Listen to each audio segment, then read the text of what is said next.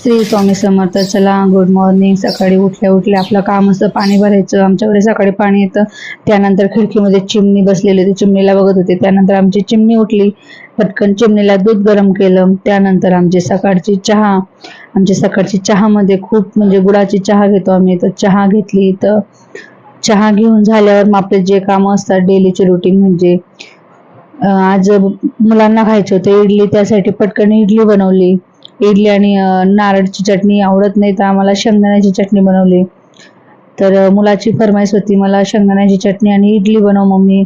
तर त्यासाठी त्याला पटकन इडली आणि चटणी बनवली. इडली म्हणजे खायला पण आणि डब्याला पण घेऊन जातो.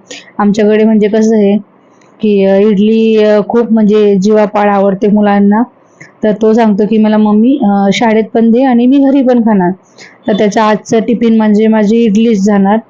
तर त्यानंतर इडली आणि चटणी झाली त्याची बनवून. त्यानंतर मग आपले जे डेलीचे रुटीन असते, सकाळी सकाळी खूप कामं असतात.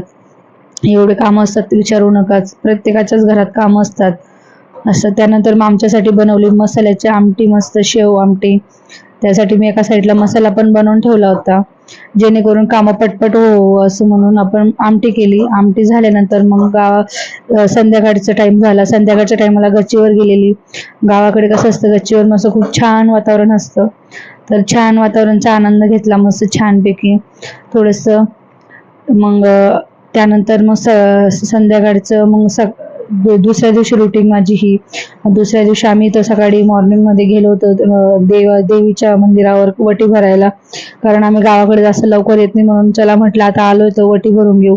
आमच्याकडे आम्ही अशी वटी भरतो, साडी वगैरे देवीला चढवतो. त्यानंतर नारळ वगैरे अशी खोळ वटी भरतो आपण, गव्हाची वटी. तुमच्याकडे तुम्ही कशी भरतात नक्की कमेंटमध्ये सांगा. तर ही माझी जाऊबाई आहे. जाऊ नंतर माझ्या नंबर येणार. मग मी शूट करते म्हणून मी काही दिसत नाही, पण माझी जाऊ दिसते. तर तुम्हाला कसा वाटतो माझा ब्लॉग हा, तर तुम्ही कमेंटमध्ये सांगा. आणि माझ्या ब्लॉगला सपोर्ट करा आणि लाईक सबस्क्राईब करायला विसरू नका. असेच छान छान माझे ब्लॉग येणार, असेच बघत राहा. तोपर्यंत श्री स्वामी समर्थ.